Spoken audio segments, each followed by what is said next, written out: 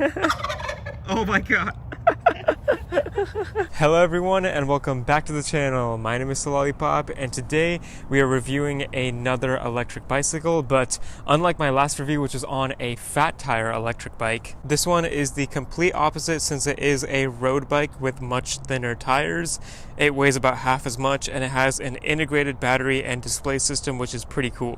It also doesn't use a chain or a derailleur, but instead has this belt drive system and no suspension, but I'll get into all of that more when I talk about the specs. But this bike is the Kakuka K70. It currently retails for around $1,500 US, which is a lot of money for a bike, but for an e-bike these days it's not really too much. But in this video we'll figure out for sure if it's worth that price point. So first I'll give an introduction to the brand and the bike itself, and then I'll go over all of the components on it and show you what I like about each of them and what I don't like about each of them. And then finally I'll show off my overall pros and cons list to help you decide if you should get this model or not. So you can find this bike on Amazon using my link in the description of the video below. But basically this company reached out to me and they were like, hey, we're a new brand, this is one of our new products for 2022. We don't have too much exposure, so we want you to make a review video on it. But that was it. Those were all the requirements for the video. I don't have to say anything good or bad about it, but I am willing to give back and make a review video since I am lucky enough to be able to test this product out and let you guys know if the product is good or bad before you go out and buy it for yourself. So if you are still interested after that, thank you so much for supporting me and my channel, and let's get on with it. So for the build process, it took me around 30 minutes to assemble the bike in full, and it was all very simple and intuitive, but the bike did not have the rear wheels perfectly centered in the dropouts. So I did have to take a wrench and adjust that a little bit, but besides that, it was all good. So I have been riding this bike around for about a month now, every day or every other day, and as you can see on the odometer on the screen right here, it says 35 kilometers. So I have been mainly focused on the road and doing some light riding, but some harder riding as well. And now I do feel prepared to talk about the bike and its components in detail. Let's start with the frame. So for the pros, this bike uses a full aluminum frame, which is great because that keeps the weight down. And I'll mention here that the bike weighs 38 pounds on my scale at home. And overall, this frame looks pretty sleek since it has internal cable routing for the most part, except for on the front fork and near the rear brake. But the integrated battery works well with the design, especially since it doesn't immediately look like an electric bike at first glance, and that can be a big plus for some people. For the cons though, the company only makes one frame size, and I measured it myself several times at 54 centimeters, so it is a medium size and actually my exact bike size since I am around 5'7" or 5'8" in height. But for some reason this is my normal riding seat position, and the bike itself does feel larger than I'm used to, so it probably won't fit riders under 5'6" inches too well. Additionally, the integrated battery is cool, but that also means you're not able to remove it to charge it easily, and if it does get damaged, it'll be harder to replace. And on that note, you just charge the bike by plugging in the charger in a normal wall outlet, and then inserting the cable right here on the bike. And another con I have is regarding the styling.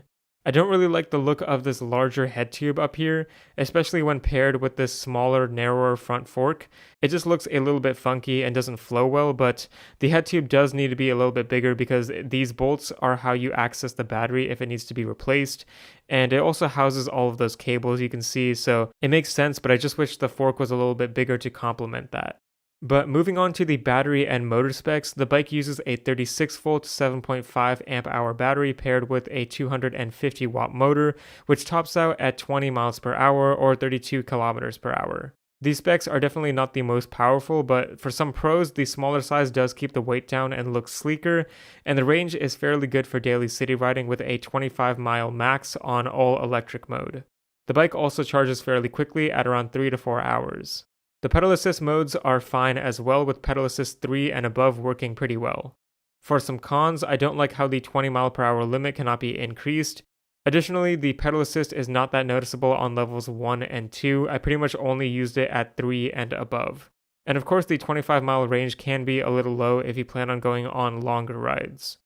And my last con is that the charger itself does not have a fan for ventilation, so it does get a little hot, but if you put it on a table or somewhere cooler, you shouldn't have any issues. But now let's move on to one of my favorite components, which is the integrated handlebar and stem with a display built into it. Now the pros of this are that you get a really nice finished and sleek look. I think it looks pretty nice and high tech, and the screen itself works very well and is easily visible in the day and at night. It's very intuitive to use since you just use the up and down arrows to change the pedal assist modes, and you can cycle through some different information like your current speed, trip range, and the odometer by using the same power button. The bike also has a throttle on the right side here, which can actually be switched off using this button if you do not want to use the throttle accidentally, and the throttle itself is definitely very responsive and accelerates the bike quickly. And finally, there is also a USB port underneath the handlebar that can be used to charge your phone if you wish. There are some cons to this, however, since the handlebar angle itself cannot be adjusted due to the handlebar and stem being one component. You can move the entire cockpit a bit lower by moving around these spacers, but that's the only adjustment you can make. Luckily, I do feel like the handlebar is at a comfortable height and I feel pretty good on it. And this integrated setup also means that you cannot swap out this handlebar for a different one if you wanted to. And lastly, in terms of functionality, the screen does not control the front light like it does on many other e-bikes, and the display only reads in kilometers per hour and not miles per hour, which is unfortunate. And now we can talk about the wheels. So these wheels have a sleek design as well. They kind of just look like the typical fixie or single speed bike wheels you see on a lot of road bikes. And usually I don't like those as much because they are heavy and add some unnecessary weight to the bike. But in this case, the wheels are made from aluminum and are not that heavy, which is good. And additionally, the 700C bolt-on design is inexpensive and easy to replace and easy to find parts for if anything breaks. The tires are 700 by 32C with reflective sidewalls for added visibility, so that's a good touch for some more comfort and stability. But now let's finally discuss that drivetrain. This is a belt drivetrain, which means it uses this belt made out of fiber and carbon instead of the typical chain. The pros of this are that this belt is much more durable and will last a whole lifetime for this bike without maintenance, so you do not have to lube it at all or do anything essentially. Additionally, there is no rear derailleur either, so no problems with that, and this drivetrain in specific is a single speed, so no shifter either, just a very simple and smooth drivetrain. It is also very, very quiet, which is nice to see since e-bikes can get loud enough as it is with the motor noises, but actually here, take a listen to the drivetrain. So here's the drivetrain without any electric assist.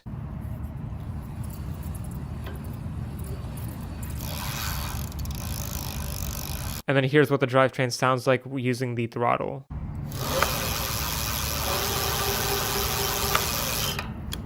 The cons of the system are that it'll be more difficult to change a rear flat tire if you get it flat, and the single speed is not as efficient if the battery does die, since pedaling a 40-pound bike on a single speed is pretty difficult. Taking a look at those brakes now, they are generic mechanical disc brakes, but these brake levers are pretty durable, and the stopping power is good for mechanical disc brakes, so I don't really have any complaints here. And the last few components I'll talk about are the touch points on this bike, so the pedals, saddle, and grips. The pedals on this bike are generic nylon pedals that are durable, so they're totally good.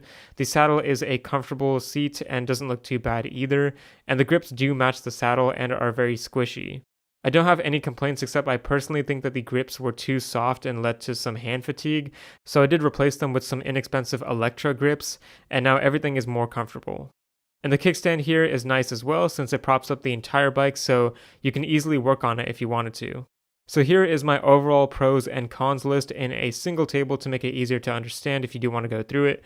You can pause the video if that helps, but you can see here that there are a lot of pros and cons, so I did try my best to scrutinize this bike to determine its benefits and drawbacks. But now I do want to show myself riding this bike in 3 different areas, which are smooth roads, rougher broken roads, and some light gravel paths to show you how the bike handles. Alright, test riding the Kakuka K70 electric bike on smooth roads first, and I'm on pedal assist 1 right now, and I'm basically feeling nothing. Pedal assist 2 on here. Once again, I'm not really feeling too much.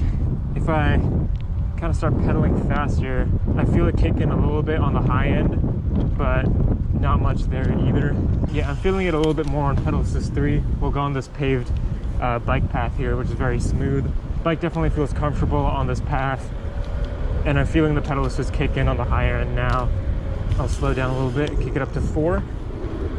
And yeah, I feel the assist coming in. These grips, like I mentioned, are very squishy. On smooth roads, it's not as noticeable because you're not really absorbing any bumps through the handlebar. But now we can go up on this uphill section. I'm on pedal assist 4, I'll go to up to 5. Absolutely no problem at all. It's only on uphills where there's a lot of gravel or rocks and stuff in the way. It just has trouble gaining some traction. But it is a road bike, so it's not really meant for that. The corner's just fine. Let me kick on that throttle now.